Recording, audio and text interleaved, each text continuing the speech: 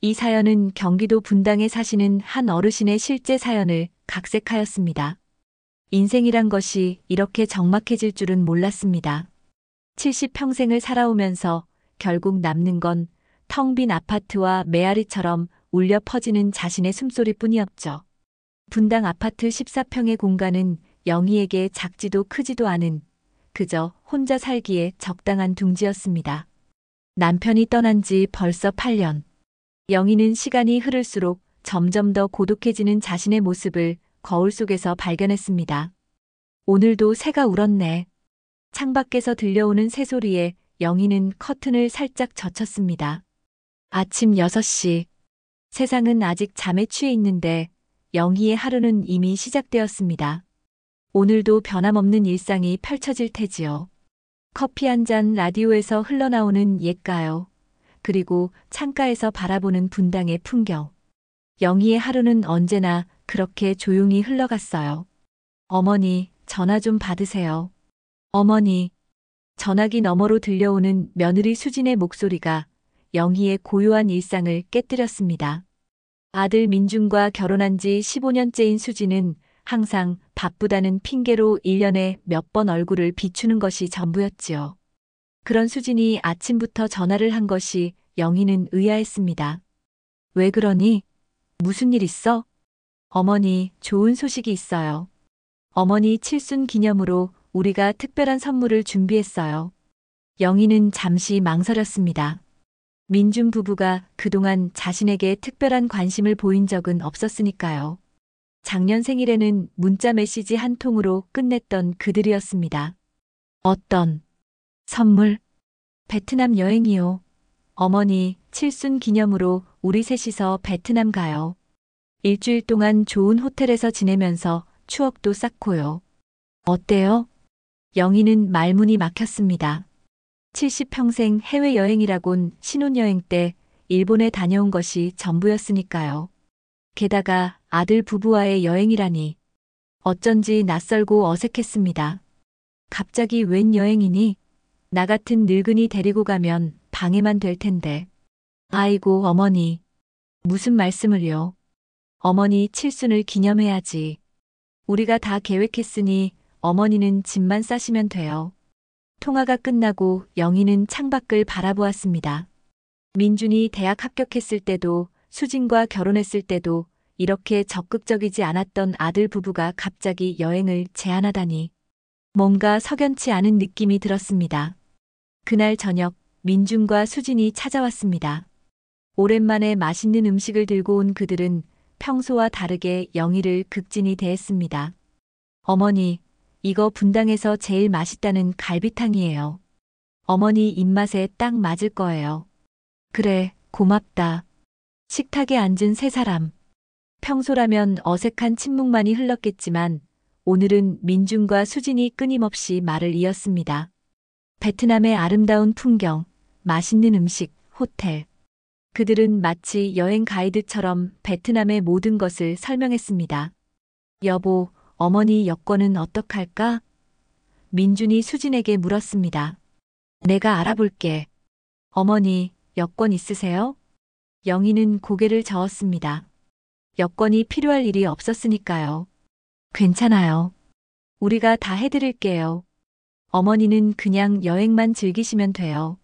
식사를 마치고 민준 부부가 설거지를 하는 동안 영희는 무심코 그들의 대화를 듣게 되었습니다. 여보, 이번 여행만 잘 되면 어머니 마음 사로잡을 수 있을 거야. 민준의 작은 속삭임이었습니다. 그래, 그동안 소원했던 관계도 회복하고 재산 문제도 슬슬 이야기해보자. 영희는 순간 가슴이 철렁 내려앉는 느낌이었습니다. 그래서였군요. 갑작스러운 여행 제안, 지나친 관심. 모두 그녀의 재산 때문이었습니다. 남편이 남긴 분당 아파트와 적지 않은 저축금. 그것이 민준 부부의 관심사였던 것입니다. 영희는 무거운 마음을 감추며 거실로 나왔습니다.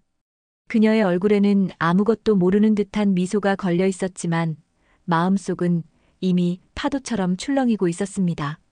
어머니, 다음 주 월요일에 출발하는 거니까 준비 잘하세요. 그래, 알았다. 현관문을 닫고 혼자 남은 영희는 소파에 앉아 깊은 숨을 내쉬었습니다. 가족의 관심은 결국 재산 때문이었다는 사실이 그녀를 슬프게 했지만 한편으론 이번 여행이 궁금하기도 했습니다. 70평생 가보지 못한 베트남, 그곳에서 어떤 일이 기다리고 있을까요? 여행을 일주일 앞둔 영희는 병원을 찾았습니다. 오랜만에 해외여행, 그것도 동남아시아라니 건강 체크는 필수였죠. 동네 의원 김 원장은 영희의 오랜 주치의였습니다.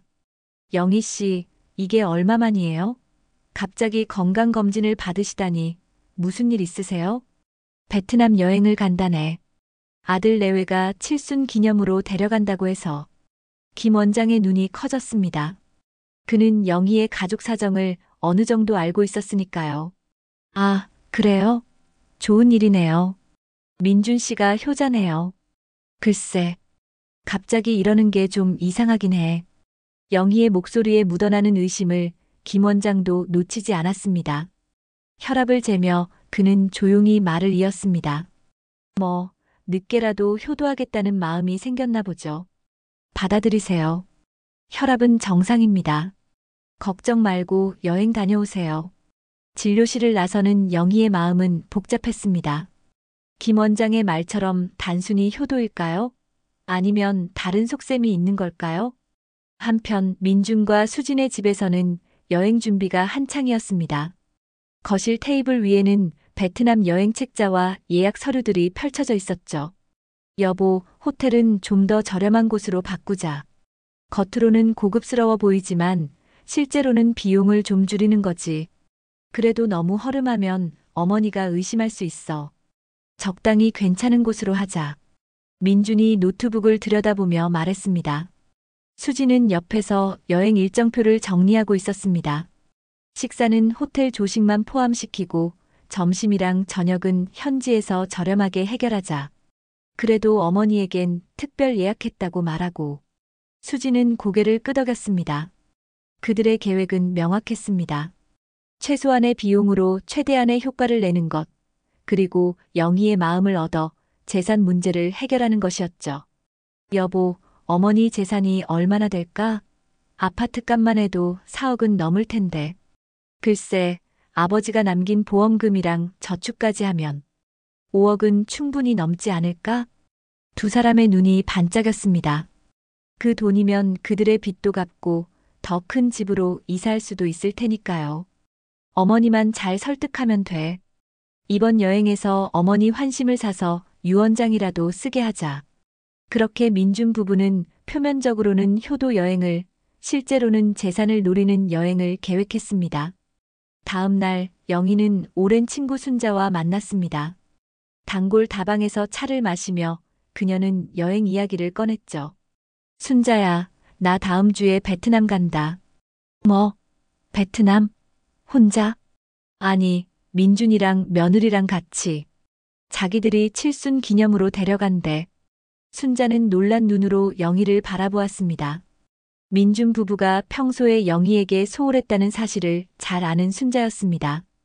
갑자기 웬 효도야? 평소에는 얼굴도 잘 안 비추던 애들이. 나도 그게 이상해.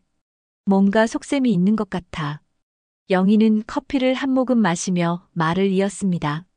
아들 내외가 내 재산을 노리는 것 같아. 내가 우연히 들었는데 어머니 마음 사로잡아서 재산 넘겨받자고 그러더라고. 순자의 표정이 심각해졌습니다. 아이고 세상에. 자식이라고 다 같지 않구나.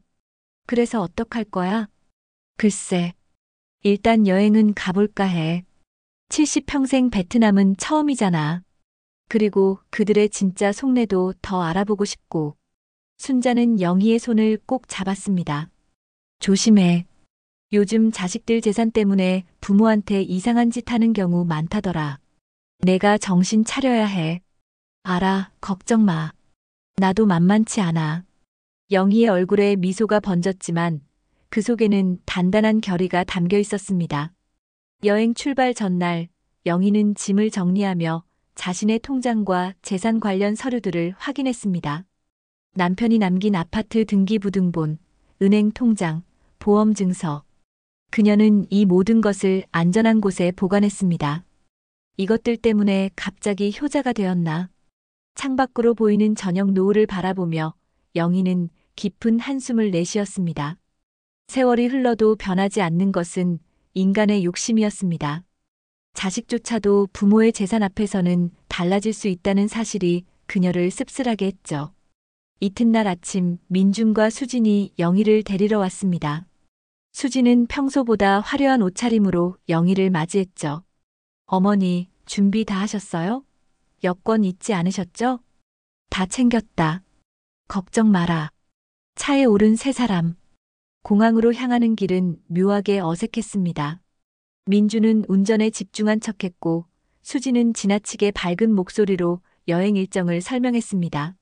어머니, 베트남에 도착하면 먼저 호텔에 체크인하고요.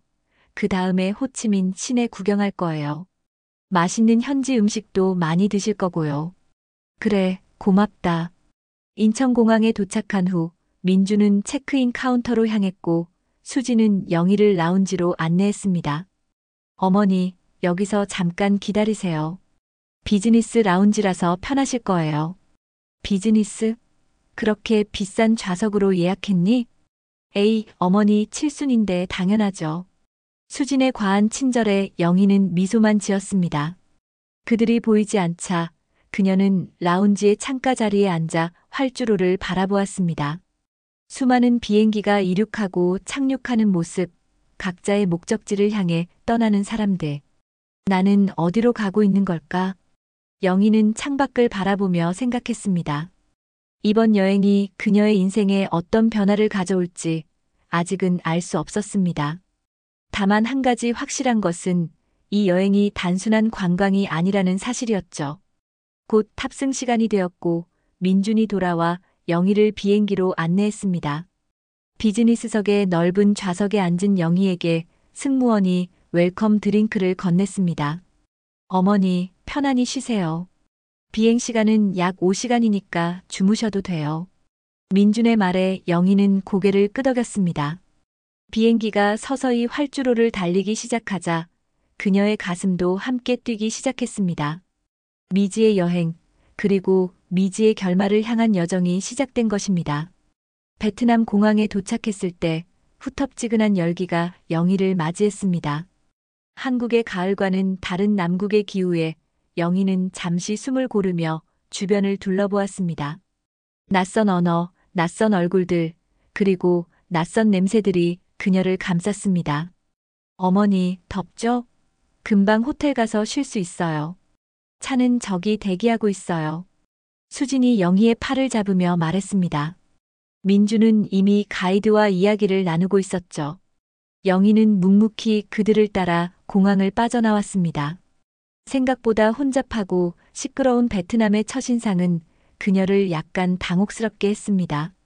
저희는 응웬이라고 합니다. 3일 동안 호치민 가이드를 맡게 되었어요. 베트남인 가이드가 유창한 한국어로 자신을 소개했습니다. 민준과 수지는 친절하게 웃으며 인사를 나눴고 영희도 어색하게 고개를 숙여 인사했습니다. 호텔로 향하는 차 안에서 응웬은 호치민의 역사와 문화에 대해 설명했습니다. 창밖으로 펼쳐지는 오토바이의 물결, 열대 과일을 파는 노점상, 프랑스 식민지 시대의 건축물들. 모든 것이 영희에게는 신선하게 다가왔습니다. 어머니, 저기 보이는 건물이 유명한 통일궁이래요. 내일 가볼 거예요. 수진이 창밖을 가리키며 말했습니다. 영희는 고개를 끄덕였지만 사실 그녀의 머릿속은 복잡했습니다. 왜 민준과 수진이 갑자기 이런 여행을 계획했는지, 그들의 진짜 의도는 무엇인지 그 생각으로 가득 차 있었죠. 5성급 호텔에 도착해 체크인을 마친 후 민준이 말했습니다. 어머니, 짐 풀고 1시간만 쉬었다가 시내 구경 나가요. 시간이 아깝잖아요. 영희는 피로감이 몰려오는 것을 느꼈습니다. 오랜 비행과 낯선 환경이 그녀를 지치게 했습니다. 난 좀 쉬고 싶은데. 오늘은 호텔에서 쉴까? 아니에요, 어머니. 첫날인데 호텔에만 계시면 뭐해요? 잠깐만 쉬시고 나가요. 맛있는 현지 음식도 먹고요. 수진의 목소리는 친절했지만 그 속에는 약간의 강압이 느껴졌습니다. 영희는 한숨을 내쉬며 고개를 끄덕였습니다. 이미 여행은 그녀의 페이스가 아닌 민준 부부의 페이스대로 진행되고 있었습니다. 1시간 후 세 사람은 호치민 시내로 나왔습니다. 현지 음식점에서 점심을 먹은 후 그들은 벤탄 시장으로 향했죠. 수많은 상점과 관광객으로 북적이는 시장에서 민준과 수진은 기념품을 구경하며 즐거워했습니다. 어머니, 이거 예쁘지 않아요? 한국에 가져가면 기념이 될 것 같아요. 수진이 비단 스카프를 보여주었지만 영희는 별 관심이 없었습니다. 그녀의 눈길을 끈 것은 시장 한편에서 차를 마시며 이야기를 나누는 현지 노인들이었죠.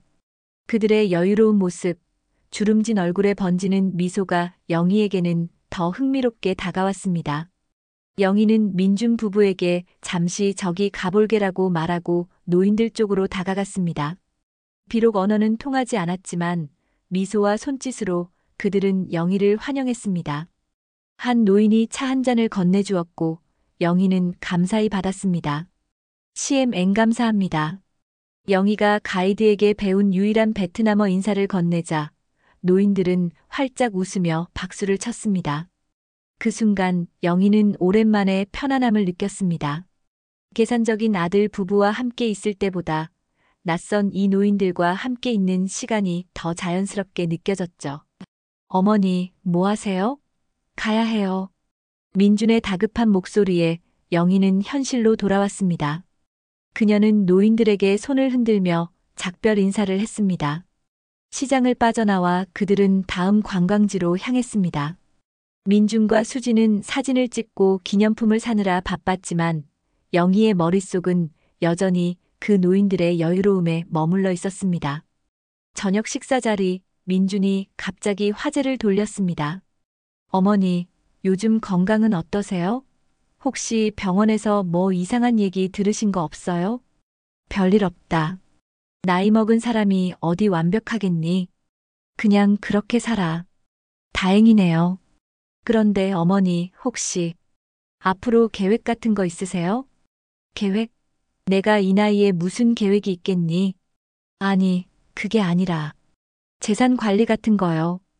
요즘은 미리미리 정리하는 게 좋다던데. 수진이 조심스럽게 말을 이었습니다. 영희는 순간 경직되었습니다. 결국 이것이었군요. 여행의 진짜 목적, 재산 이야기를 꺼내기 위한 포석이었습니다. 난 아직 죽을 생각 없다. 재산은 내가 알아서 할 테니 걱정 마라. 영희의 단호한 대답에 민준과 수진은 당황한 기색이 역력했습니다. 수진이 급하게 상황을 수습했습니다. 아니에요, 어머니. 그런 뜻이 아니라 그냥 걱정돼서요. 요즘 사기도 많고. 그래, 알았다. 이제 밥이나 먹자. 식사를 마친 후 그들은 호텔로 돌아왔습니다. 자신의 방으로 들어간 영희는 베드에 몸을 던지며 깊은 한숨을 내쉬었습니다. 첫날부터 재산 이야기를 꺼낸 민준 부부의 속셈이 너무나 뻔히 보였습니다. 내가 왜 이런 여행을 함께 온 거지? 창밖으로 보이는 호치민의 밤 풍경을 바라보며 영희는 생각했습니다. 그때 문득 오늘 시장에서 만난 노인들이 생각났습니다. 그들의 평화로운 미소, 여유로운 대화. 그것은 영희가 오랫동안 잊고 있던 것이었습니다. 인생은 자유로워야 해. 시장에서 만난 한 노인이 가이드를 통해 전해준 말이 영희의 귓가에 맴돌았습니다. 그래, 자유. 그녀는 언제부터 자유를 잊고 살아왔던 걸까요? 남편을 위해, 아들을 위해, 모두를 위해 자신을 희생하며 살아온 30년. 그 긴 시간 동안 영희 자신은 어디에 있었을까요? 그날 밤 영희는 오랜만에 깊은 생각에 빠졌습니다. 그녀의 인생, 그녀의 선택들, 그리고 앞으로의 시간에 대해. 베트남의 이국적인 밤 공기는 그녀에게 새로운 질문을 던지고 있었습니다. 한편 옆방에서는 민준과 수진이 작은 목소리로 대화를 나누고 있었습니다. 너무 성급했어. 첫날부터 재산 얘기를 꺼내다니. 미안해, 여보. 내가 좀 급했나 봐. 내일부터는 좀 더 천천히 접근하자. 그래, 내일은 좀 더 어머니를 즐겁게 해드리고 마지막 날쯤에 유언장 얘기를 꺼내보자. 두 사람의 계획은 이미 짜여져 있었습니다. 하지만 그들은 영희의 마음속에 서서히 피어나고 있는 변화의 씨앗을 알지 못했습니다. 베트남의 첫날은 그렇게 지나갔고 영희의 인생에는 작은 균열이 생기기 시작했습니다. 여행 둘째 날 아침 일찍부터 민준 부부는 영희를 서둘러 깨웠습니다. 오늘의 일정은 메콩 델타 투어였죠. 영희는 어제의 피로가 채 가시지 않아 몸이 무거웠지만 그들의 열정적인 재촉에 결국 준비를 서둘렀습니다. 어머니, 오늘은 메콩강 투어예요. 정말 베트남의 진짜 모습을 볼 수 있대요. 수진이 상기된 표정으로 말했습니다. 영희는 무덤덤하게 고개를 끄덕였습니다. 어제의 재산 이야기 이후 그녀는 민준 부부를 바라보는 시선이 더욱 날카로워졌습니다. 호텔 로비에서 그들은 가이드 응웬을 만났습니다. 그는 여전히 밝은 미소로 일행을 맞이했죠. 오늘은 메콩강으로 갑니다. 배도 타고 현지 마을도 구경하고 아주 특별한 경험이 될 거예요. 버스에 오른 일행은 호치민을 빠져나가기 시작했습니다. 도시의 번잡함을 벗어나자 베트남의 시골 풍경이 펼쳐졌습니다. 푸르른 논과 야자수 그리고 간간히 보이는 소박한 농가들. 영희는 창밖 풍경에 푹 빠져들었습니다. 이 평화로운 광경이 그녀에게는 어쩐지 위안이 되었죠. 어머니, 저기 보세요. 사람들이 논에서 일하고 있어요. 수진이 창밖을 가리켰습니다. 영희는 미소를 지으며 고개를 끄덕였습니다. 베트남의 농부들은 마치 한국의 60년 전 모습과 닮아 있었습니다. 그 모습을 보며 영희는 자신의 어린 시절을 떠올렸습니다. 나도 어릴 때 저렇게 논에서 일했었지. 그때는 힘들었지만 지금 생각하면 그때가 더 행복했던 것 같네. 영희의 말에 민주는 의아한 표정을 지었습니다. 에이, 어머니. 그게 무슨 말씀이에요? 지금이 훨씬 좋잖아요. 편하게 아파트에서 사시고. 영희는 대답 대신 미소만 지었습니다. 민주는 이해하지 못할 겁니다. 물질적으로는 풍요로워졌을지 몰라도 마음의 풍요로움은 오히려 줄어든 것 같다는 그 느낌을. 메콩강에 도착한 일행은 작은 배에 올랐습니다. 갈색 강물 위를 미끄러지듯 나아가는 배 위에서 영희는 특별한 평화를 느꼈습니다. 가이드 응웬이 메콩강의 역사와 의미를 설명했지만 영희의 귀에는 들어오지 않았습니다. 그녀는 그저 강의 흐름과 주변의 자연에 집중하고 있었죠. 어머니, 사진 찍어드릴게요. 수진이 카메라를 들고 다가왔습니다. 영희는 어색하게 포즈를 취했습니다. 수진은 연신 사진을 찍으며 말했습니다. 나중에 이 사진들 다 인화해서 어머니 방에 걸어드릴게요. 기념으로요. 영희는 미소만 지었습니다. 내심 내 방이 곧 내 방이 될 테니 신경 쓰는구나라는 생각이 스쳐 지나갔지만 그녀는 그 생각을 내색하지 않았습니다. 배가 작은 섬에 정박했고 일행은 현지 마을로 향했습니다. 그곳에서 그들은 코코넛 사탕 만드는 과정을 구경하고 과일을 맛보았습니다. 민준과 수지는 관광객답게 모든 것에 감탄했지만 영희의 시선은 다른 곳에 있었습니다. 그녀는 마을 한켠에서 평화롭게 앉아있는 노인들을 발견했습니다. 그들은 마치 어제 시장에서 만난 노인들처럼 여유롭게 이야기를 나누며 시간을 보내고 있었죠. 영희는 자연스럽게 그들 쪽으로 걸음을 옮겼습니다. 어머니, 어디 가세요? 우리 이제 점심 먹으러 가야 해요. 민준이 영희를 불렀지만 그녀는 이미 노인들 곁에 앉아 있었습니다. 비록 말은 통하지 않았지만 그들은 웃음으로 영희를 맞이했습니다. 한 노인이 손짓으로 무언가를 설명하자 다른 노인들이 웃음을 터뜨렸습니다. 그 모습이 너무 자연스러워 영희도 따라 웃었습니다. 가이드 응웬이 다가와 통역을 해주었습니다. 그들이 말하길 당신이 마치 자신들의 오래된 친구 같다고 해요. 그리고 인생은 자유로워야 한다고요. 영희는 그 말에 깊이 공감했습니다. 그래, 인생은 자유로워야 합니다. 그녀는 언제부터인가 그 자유를 잊고 살았던 걸까요? 어머니, 빨리 와요. 점심시간이에요. 수진의 다급한 목소리에 영희는 자리에서 일어났습니다. 노인들과 작별 인사를 나눈 후 그녀는 민준 부부를 따라 식당으로 향했습니다. 점심 식사 중 민준이 다시 화제를 돌렸습니다. 어머니, 아까 노인들이랑 무슨 얘기했어요? 별 얘기 안 했어. 말도 안 통하는데. 어머니가 요즘 혼자 계시니까 외로우실 것 같아서. 혹시 노인정 같은 데 다니세요? 안 다닌다. 난 혼자 있는 게 편해. 민준과 수지는 의미심장한 눈빛을 교환했습니다.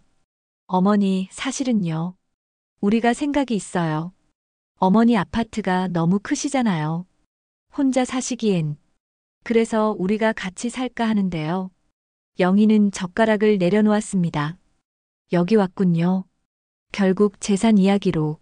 내 아파트가 크다고? 14평이 뭐가 크니? 아니, 그게 아니라. 어머니 혼자 계시면 위험할 수도 있잖아요. 우리가 모시고 살면. 난 아직 멀쩡하다. 혼자 살아도 불편한 거 없어. 영희의 단호한 태도에 민준과 수지는 더 이상 말을 잇지 못했습니다. 식사는 어색한 분위기 속에서 마무리되었죠. 오후에는 호치민으로 돌아와 유명한 고급 리조트로 이동했습니다. 민준이 특별한 저녁을 위해 예약했다며 영희를 안내했습니다. 리조트는 정말 호화로웠습니다. 수영장이 내려다 보이는 테라스, 화려한 조명, 우아한 분위기. 영희는 이런 곳이 불편했지만 내색하지 않았습니다. 어머니, 오늘 저녁은 특별히 준비했어요. 어머니를 위한 서프라이즈가 있어요. 수진이 들떠서 말했습니다. 그들은 테라스 자리에 앉았고 곧 고급 음식들이 나왔습니다. 와인도 한 병 주문했죠. 식사가 어느 정도 진행되자 민준이 조심스럽게 말을 꺼냈습니다. 어머니, 사실 우리가 드릴 말씀이 있어요. 민준은 서류 봉투 하나를 꺼냈습니다. 영희는 이미 그것이 무엇인지 짐작했습니다. 이건 재산 양도 서류예요. 어머니 아파트와 통장을 우리 이름으로 미리 옮겨두면 나중에 상속세도 줄일 수 있고. 영희는 말없이 그 서류를 바라보았습니다. 평생을 아끼고 모아온 재산, 그리고 남편이 남긴 유산. 그것이 이렇게 탐욕스러운 아들 부부의 손에 들어갈까요? 우리 가족이니까 미리 정리하세요, 어머니. 수진이 달콤한 목소리로 말했지만 영희의 귀에는 그저 위선으로 들렸습니다. 이 모든 여행, 이 모든 효도가 결국 이것을 위한 포장이었습니다. 나중에 생각해 볼게. 영희는 담담하게 대답했습니다. 민준과 수지는 서로를 바라보며 당황했지만 더 이상 재촉하지는 않았습니다. 식사를 마친 후 영희는 잠시 혼자 있고 싶다며 리조트의 해변으로 향했습니다. 저녁 바다는 고요했고 달빛이 물결 위에 반짝였습니다. 영희는 모래사장에 앉아 깊은 생각에 잠겼습니다. 그녀의 인생은 어떻게 이렇게 되었을까요? 결혼해서 아들을 낳고 남편을 떠나보내고 이제는 자신의 모든 것을 탐내는 아들과 며느리. 이것이 그녀가 꿈꾸던 노후였을까요? 바다를 바라보며 영희는 문득 자유로움을 갈망했습니다. 그녀도 한때는 꿈이 있었습니다. 세계를 여행하고 새로운 것을 배우고 자신만의 삶을 살고 싶었죠. 하지만 그 모든 꿈은 결혼과 육아, 그리고 가족을 위한 희생 속에 묻혀버렸습니다. 인생을 바꾸는 건 자신이야. 영희는 중얼거렸습니다. 그때 옆에서 누군가가 말을 걸어왔습니다. 그녀의 가이드 응웬이었습니다. 괜찮으세요? 혼자 있는 것 같아서. 영희는 미소를 지으며 고개를 끄덕였습니다. 응웬은 그녀 옆에 조용히 앉았습니다. 아드님과 며느님, 그들은 좋은 분들인가요? 영희는 잠시 망설이다가 솔직하게 대답했습니다.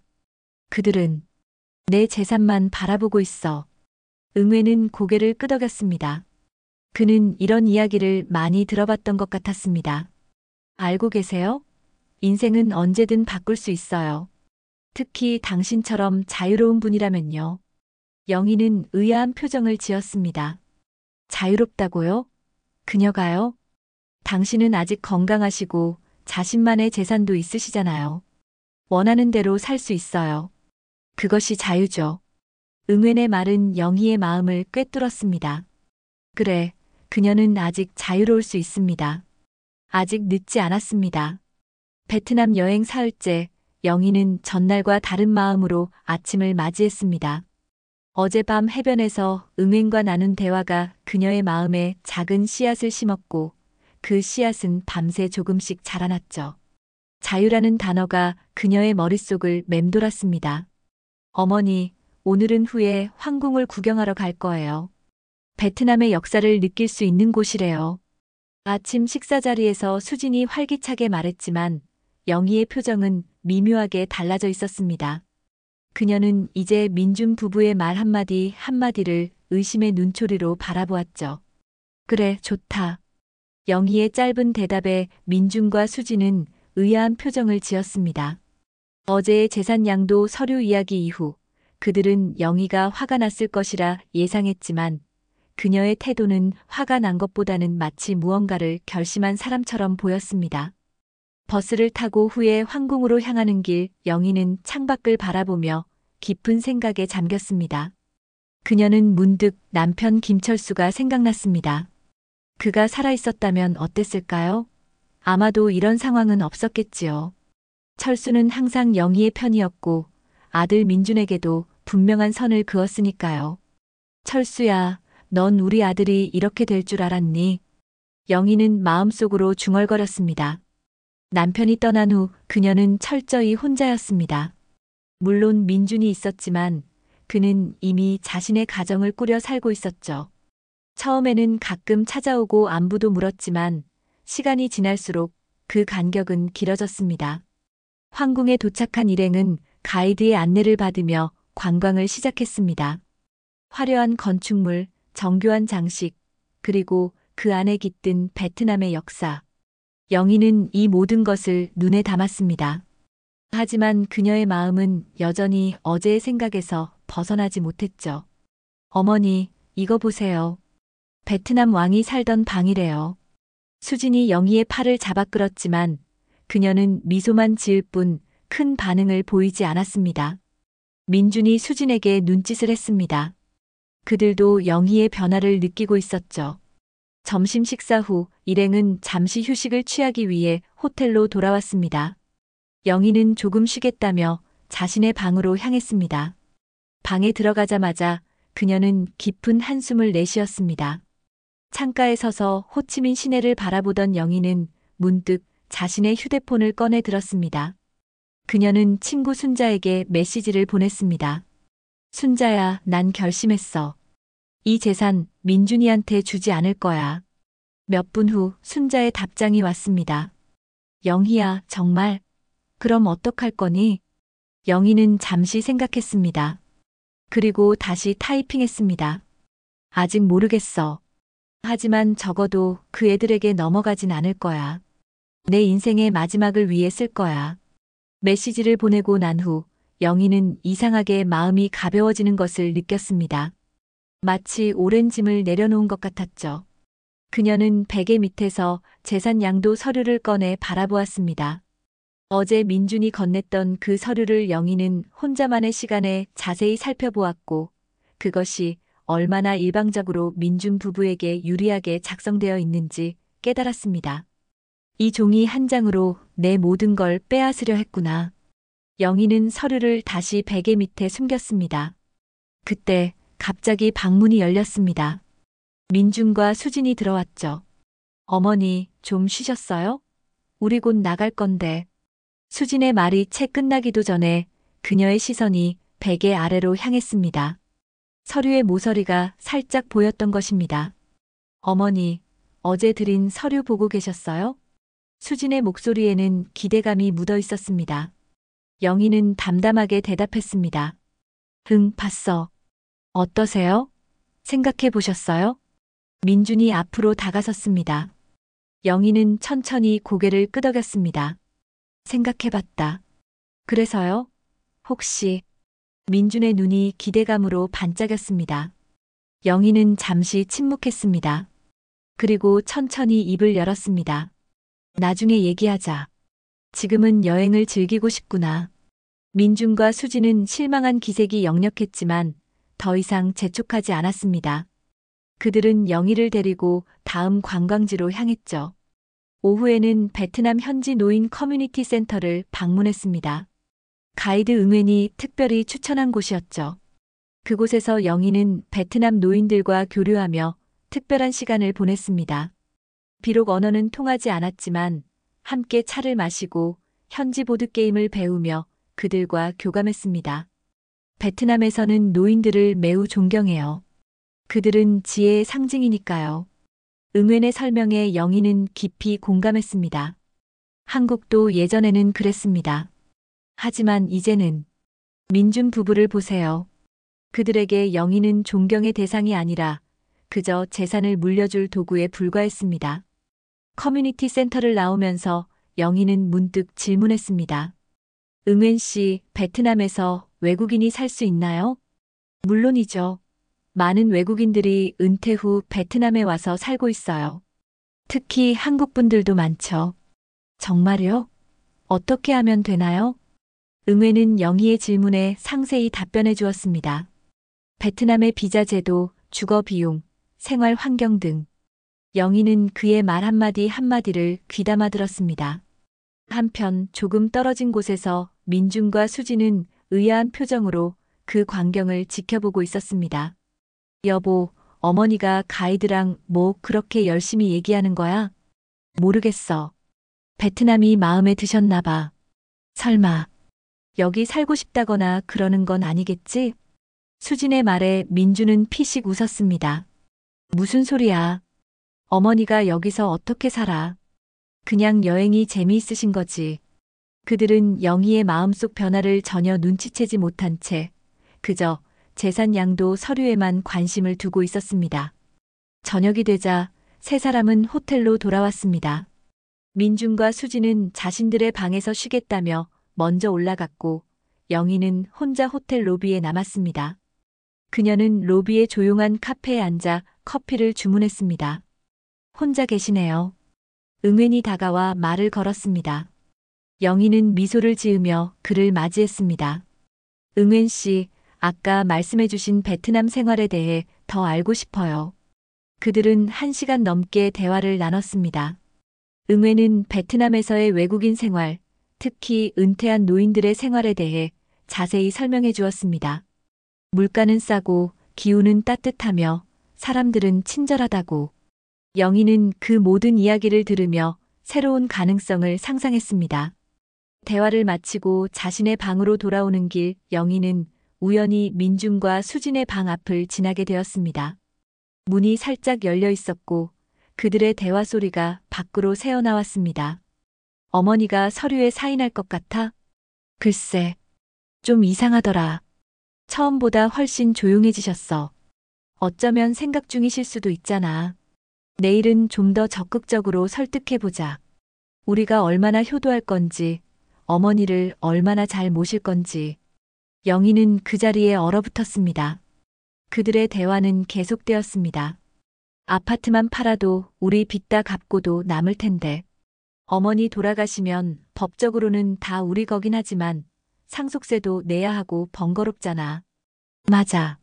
미리 넘겨받는 게 훨씬 좋지. 어차피 어머니는 그 돈 다 못 쓰셔. 영희는 더 이상 듣지 않고 발걸음을 돌렸습니다. 그녀의 가슴 속에는 분노와 슬픔, 그리고 이상하게도 해방감이 뒤섞였습니다.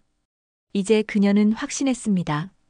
민준과 수지는 그녀를 진정으로 아끼는 것이 아니었습니다. 그들에게 영희는 그저 재산을 물려줄 도구에 불과했습니다. 방으로 돌아온 영희는 창가에 앉아 밤하늘을 바라보았습니다.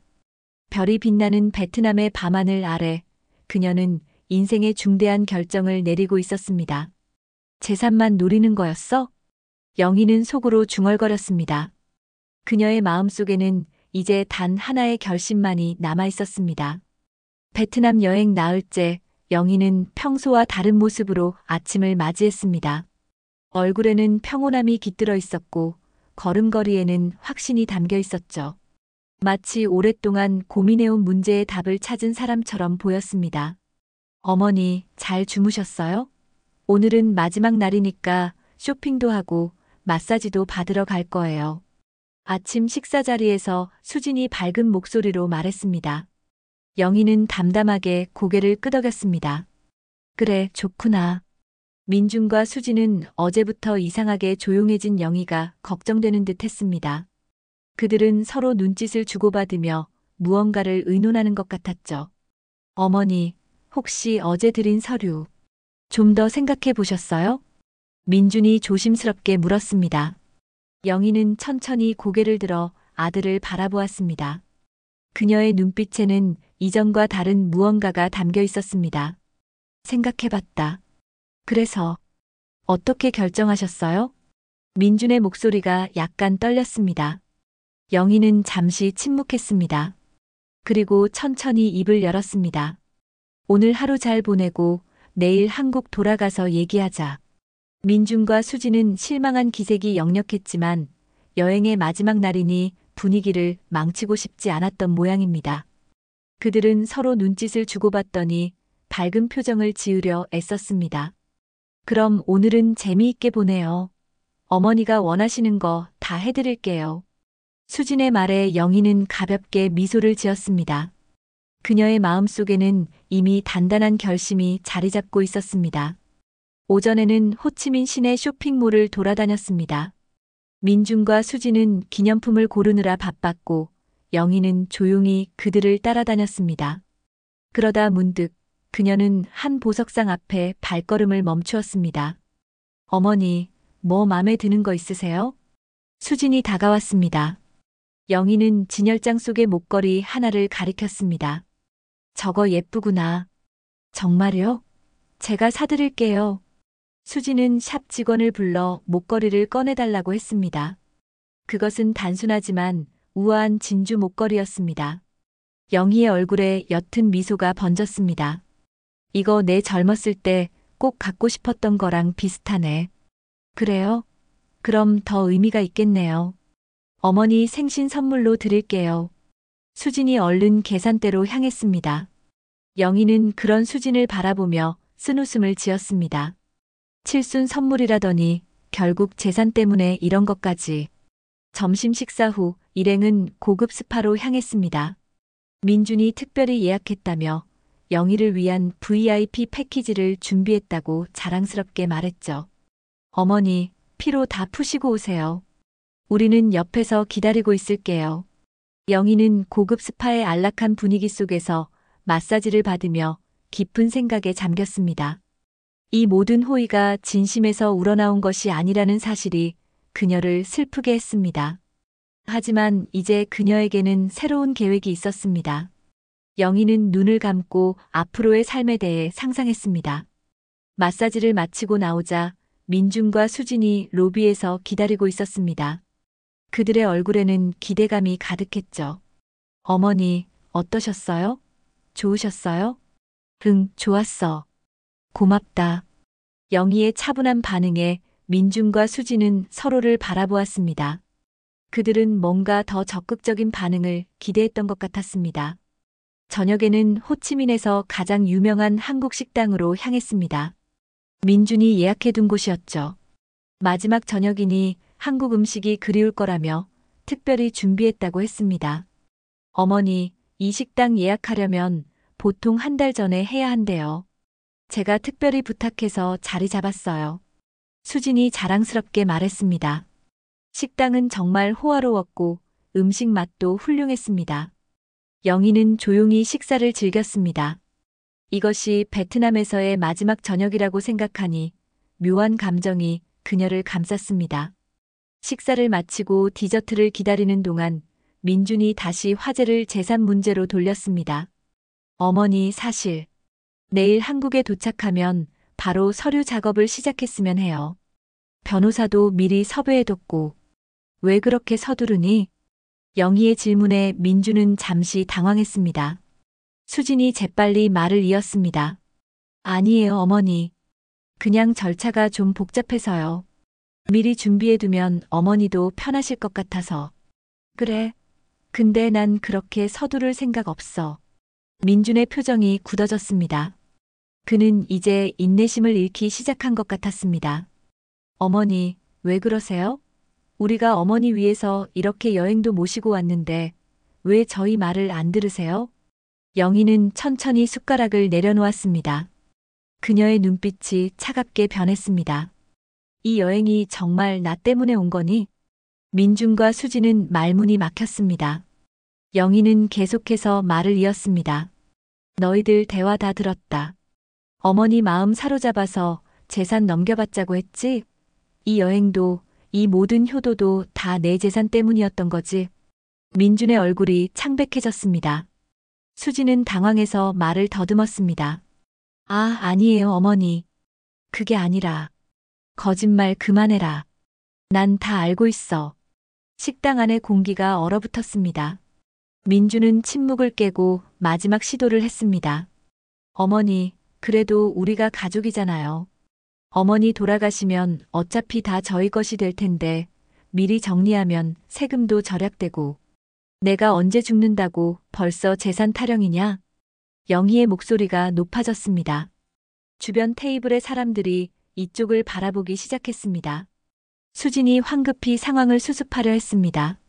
어머니, 목소리 좀 낮추세요. 사람들이 다 쳐다봐요. 내 인생은 내 거야. 내가 결정할 거야. 영희의 단호한 말에 민준과 수지는 더 이상 아무 말도 하지 못했습니다. 식사는 어색한 침묵 속에서 마무리되었습니다. 호텔로 돌아오는 차 안에서 세 사람 사이에는 무거운 침묵이 흘렀습니다. 영희는 창밖을 바라보며 자신의 결심을 굳혔습니다. 민준과 수지는 간간히 서로를 바라보며 눈짓을 주고받았지만 더 이상 재산 이야기를 꺼내지는 못했습니다. 호텔에 도착한 후 영희는 곧바로 자신의 방으로 향했습니다. 어머니, 내일 아침 일찍 출발해야 해요. 6시까지 준비하세요. 민준의 말에 영희는 고개만 끄덕였습니다. 방문을 닫고 혼자 남은 영희는 깊은 숨을 내쉬었습니다. 창가에 서서 호치민의 밤 풍경을 바라보며 그녀는 마지막 결심을 굳혔습니다. 내 인생은 내 거야. 영희는 중얼거렸습니다. 그녀는 가방을 열어 여권과 중요한 서류들을 확인했습니다. 그리고 침대 옆 테이블에 있던 메모지에 짧은 편지를 썼습니다. 민준아, 엄마는 조금 더 자유롭게 살기로 했다. 걱정하지 마라. 나중에 연락할게. 편지를 쓴 후 영희는 침대에 누워 천장을 바라보았습니다. 내일 그녀의 인생은 완전히 다른 방향으로 흘러갈 것입니다. 두렵기도 했지만 이상하게도 설레는 마음이 더 컸습니다. 다음 날 아침 공항으로 향하는 차 안에서 민준과 수지는 어제의 일을 만회하려는 듯 다정하게 영희를 대했습니다. 하지만 그녀는 그저 미소만 지을 뿐 많은 말을 하지 않았습니다. 공항에 도착해 체크인을 마친 후 영희는 잠시 화장실 다녀오겠다며 자리를 떠났습니다. 민준과 수지는 아무런 의심 없이 그녀를 보냈죠. 하지만 영희는 화장실로 향하는 대신 공항의 다른 출구로 향했습니다. 그곳에서 그녀를 기다리고 있던 사람은 바로 가이드 응웬이었습니다. 준비되셨나요? 응, 가자.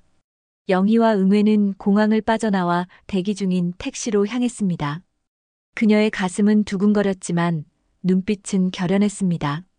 이제 영희의 새로운 인생이 시작되는 순간이었습니다. 베트남 공항 출국장 앞. 민준과 수지는 어머니가 돌아오기를 기다리며 초조하게 시계를 확인했습니다. 이미 30분이 지났지만 영희는 돌아오지 않았습니다. 여보, 어머니 왜 이렇게 안 오시지? 비행기 시간 얼마 안 남았는데.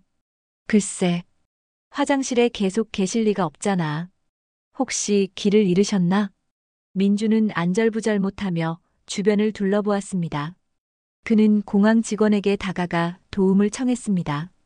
저기요, 어머니를 못 찾겠는데요. 화장실에 가셨다고 하셨는데 30분이 넘도록 안 돌아오세요. 공항 직원의 도움으로 여성 화장실을 수색했지만 영희는 어디에도 없었습니다. 민준의 얼굴이 점점 창백해졌습니다. 그는 마지막 수단으로 어머니의 휴대폰으로 전화를 걸었지만 꺼져 있었습니다. 여보, 이거 이상해. 어머니 전화기가 꺼져 있어. 혹시 일부러 그러신 거 아닐까? 수진의 말에 민주는 어이없다는 표정을 지었습니다.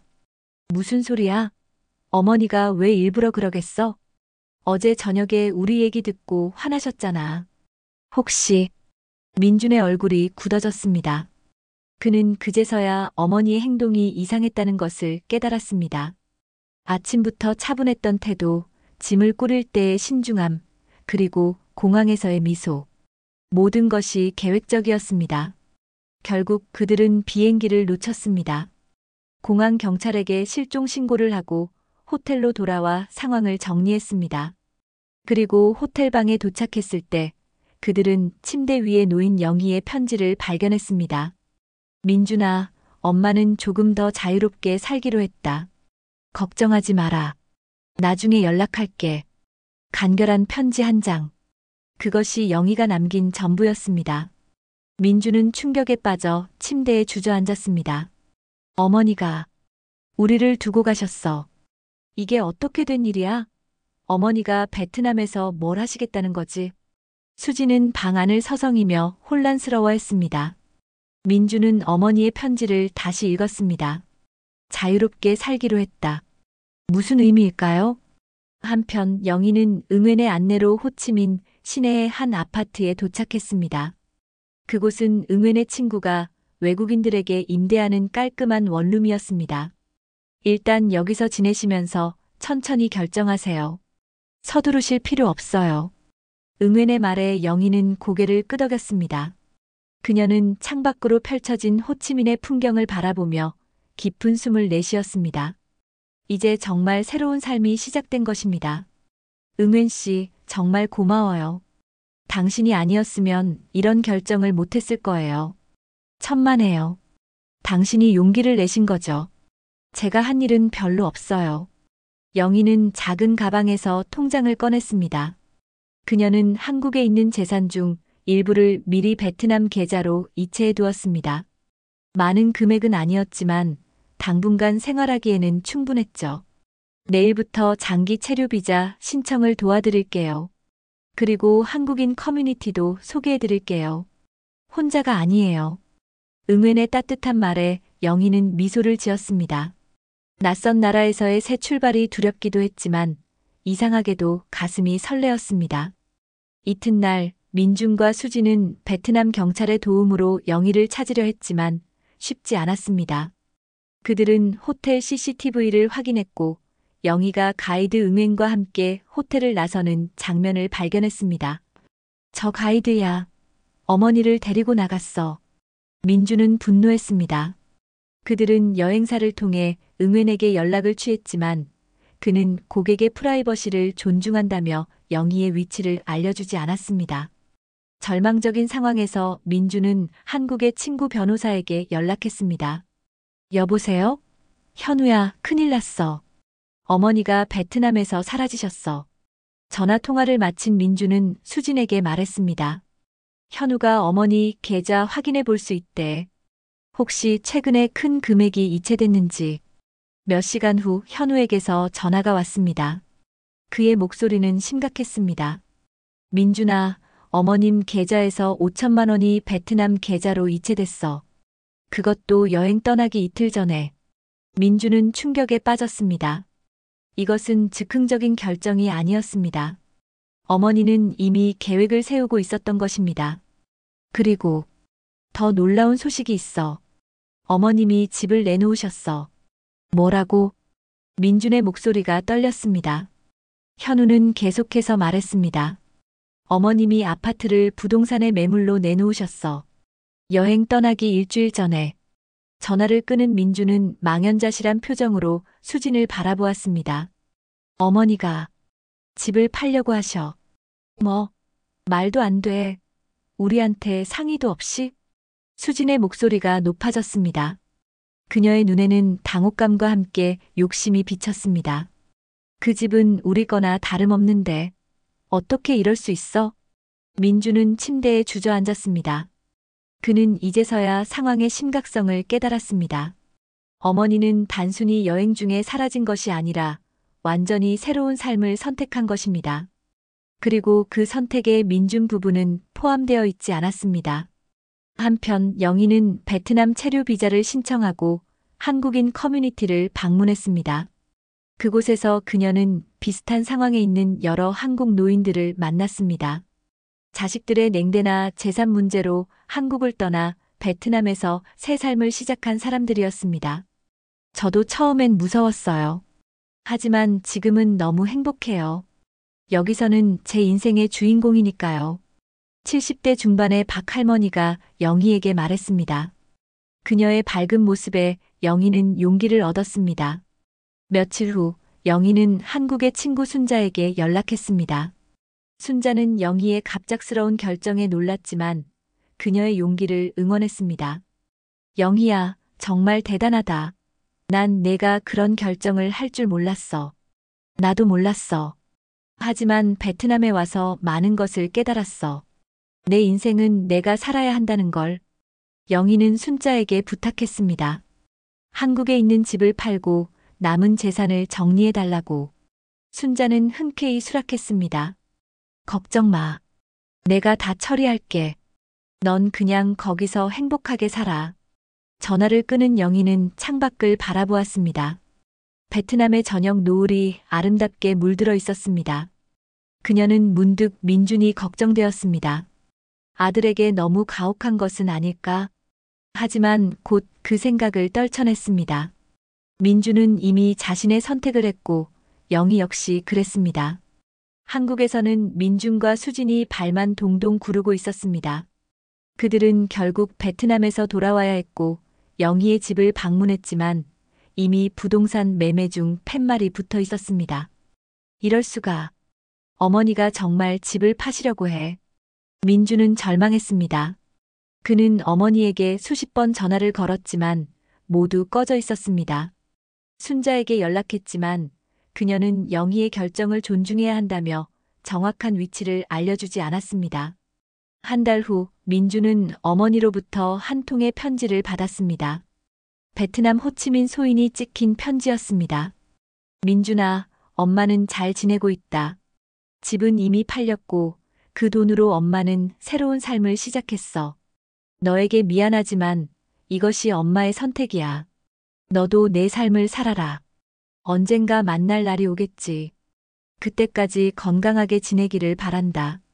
민주는 편지를 읽고 한동안 말을 잇지 못했습니다. 그의 눈에서는 눈물이 흘렀습니다. 이제서야 그는 자신이 어머니에게 얼마나 이기적이었는지 깨달았습니다. 어머니, 정말 죄송해요. 하지만 이미 늦었습니다. 영희는 새로운 삶을 시작했고 민준에게 남은 것은 후회뿐이었습니다. 베트남 호치민시 한 조용한 주택가. 1년이 지난 지금 영희는 아담한 2층 집에서 새로운 삶을 살고 있었습니다. 한국에서 팔아온 아파트 대금으로 그녀는 이 집을 구입했고 작은 정원까지 가꿀 수 있게 되었죠. 매일 아침 영희는 정원의 흙을 만지며 하루를 시작했습니다. 영희 씨, 오늘은 무슨 꽃을 심으실 거예요? 이웃집 베트남 할머니 린이 담장 너머로 말을 걸어왔습니다. 1년 동안 영희는 간단한 베트남어를 배웠고 이제는 현지인들과 기본적인 대화가 가능했습니다. 오늘은 장미 심을 거예요, 린. 영희는 미소를 지으며 대답했습니다. 린은 활짝 웃으며 고개를 끄덕였습니다. 좋아요. 저도 도와드릴게요. 이것이 영희의 새로운 일상이었습니다. 한국에서의 고독하고 무의미한 날들과는 달리 베트남에서의 매일은 소소한 기쁨과 새로운 경험으로 가득 찼습니다. 그녀는 한국인 커뮤니티에서 만난 친구들과 함께 요리를 배우고 베트남어를 공부하고 때로는 근교 여행을 다녀오기도 했습니다. 오후에 영희는 한국인 노인 커뮤니티 센터로 향했습니다. 그곳에서 그녀는 매주 3번씩 한국 전통 음식 만드는 법을 베트남 사람들에게 가르쳤습니다. 작은 일이었지만 영희에게는 큰 보람을 주는 활동이었죠. 선생님, 오늘은 무엇을 가르쳐 주실 거예요? 베트남 여성들이 반갑게 맞이했습니다. 영희는 앞치마를 매며 미소 지었습니다. 오늘은 김치찌개 만드는 법을 알려줄게요. 수업이 끝난 후 영희는 커뮤니티 센터의 카페에 앉아 차 한 잔을 마셨습니다. 그때 오랜 친구 박 할머니가 다가왔습니다. 영희 씨, 아들한테서 연락 왔어요? 영희는 가볍게 한숨을 내쉬며 고개를 저었습니다. 아직이요. 마지막 편지 보낸 지 6개월이 지났는데. 박 할머니는 위로의 눈빛으로 영희의 손을 잡았습니다. 시간이 필요한 거예요. 언젠가는 이해할 거예요. 영희는 고개를 끄덕였습니다. 민준에 대한 생각은 여전히 그녀의 마음 한구석을 아프게 했습니다. 그러나 그것이 그녀의 새로운 삶을 후회하게 하지는 않았습니다. 집으로 돌아오는 길 영희는 우체국에 들렀습니다. 그녀는 한국의 친구 순자에게 보낼 편지를 썼습니다. 순자는 1년 동안 영희의 한국 생활을 정리해주고 소식을 전해주는 유일한 연결고리였습니다. 순자야, 베트남에서의 1년이 벌써 지났구나. 여기서의 삶이 믿기지 않을 정도로 행복해. 내가 없었다면 이런 결정을 하지 못했을 거야. 고마워.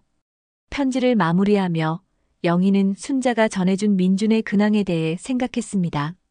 영희가 떠난 후 민준과 수지는 경제적으로 어려움을 겪고 있다고 했습니다. 그들이 기대했던 상속이 없어져 버렸고 빚은 여전히 남아 있었습니다. 영희의 마음 한편에서는 미안함이 일었지만 다른 한편으로는 이것이 민준에게 필요한 교훈이라고 생각했습니다. 집에 돌아온 영희는 저녁을 준비했습니다. 오늘은 특별한 날이었습니다. 베트남에서 만난 한국인 친구들이 그녀의 1주년을 축하하기 위해 모이기로 한 날이었죠. 영희 씨, 축하해요. 베트남에서의 1년을 성공적으로 보냈네요. 친구들이 작은 케이크와 선물을 들고 찾아왔습니다. 영희는 감격에 겨워 그들을 맞이했습니다. 한국에서는 상상도 할 수 없었던 따뜻한 교류였습니다. 저녁 식사를 마치고 친구들은 하나둘 자리를 떠났습니다.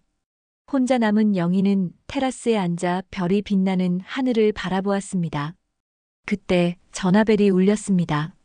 여보세요? 어머니. 민준의 목소리였습니다. 영희는 숨을 멈췄습니다. 1년 만에 듣는 아들의 목소리였습니다. 민준아, 내가 전화를 다 하다니. 어머니, 정말 잘 지내고 계세요?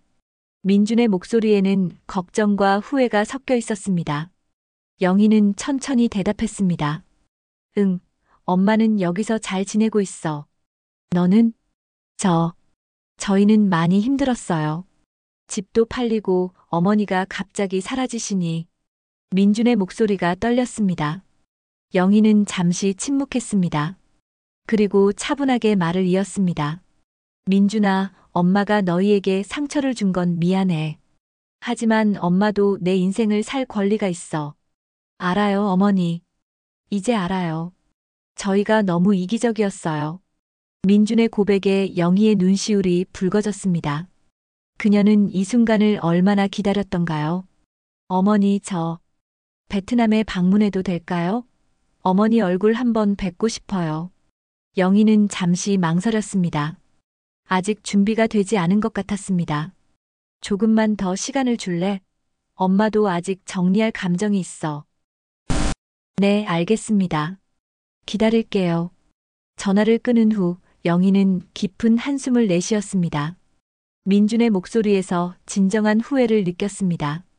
아마도 언젠가는 그를 다시 만날 수 있을 것입니다. 하지만 지금은 아닙니다. 지금 영희에게는 자신의 삶을 살아가는 것이 더 중요했습니다.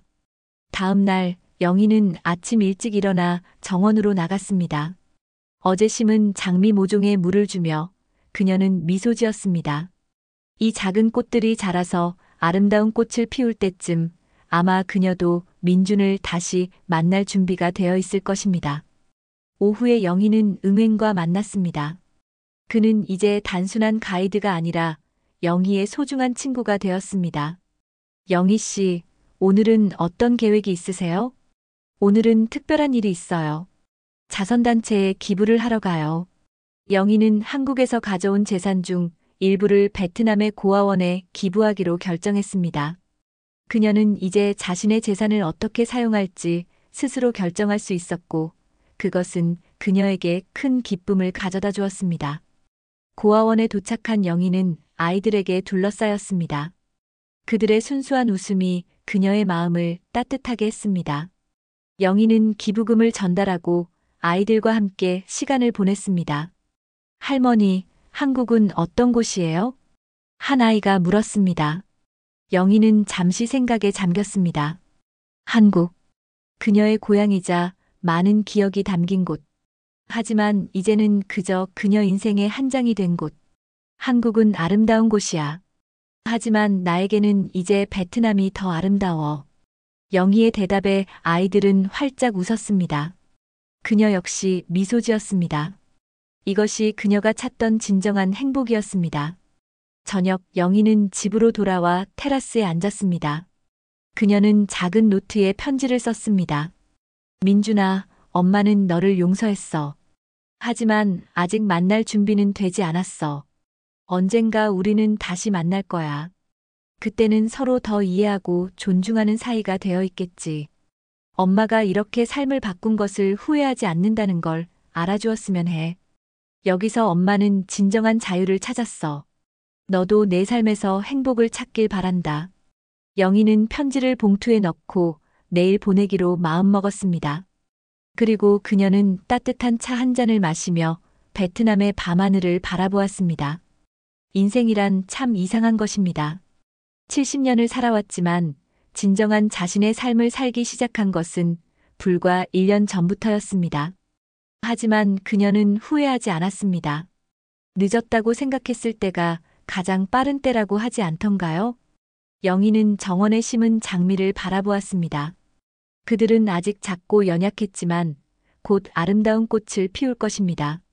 마치 그녀의 새로운 인생처럼 말입니다. 여행 덕분에 진짜 자유를 알았어. 너희들은 너희대로 살아. 영희는 중얼거렸습니다. 그리고 그녀는 평화로운 마음으로 잠자리에 들었습니다. 내일도 그 다음 날도 그녀는 자신만의 자유로운 삶을 살아갈 것입니다. 그것이 바로 그녀가 베트남 여행에서 얻은 가장 값진 선물이었습니다. 베트남의 밤하늘 아래 영희의 집 창문에는 따뜻한 불빛이 켜져 있었습니다. 그 빛은 마치 그녀의 새로운 인생처럼 밝게 빛나고 있었습니다.